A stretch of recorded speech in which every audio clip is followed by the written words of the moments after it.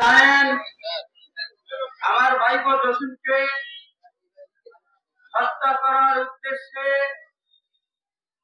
তার উপর ৪১টি স্টেপ নিয়েছে, তাকে ৪১টি কোপ দিয়েছে এবং অবশেষে তার পা রক কেটে দিয়েছে, ২ পা রক কেটে দিয়েছে।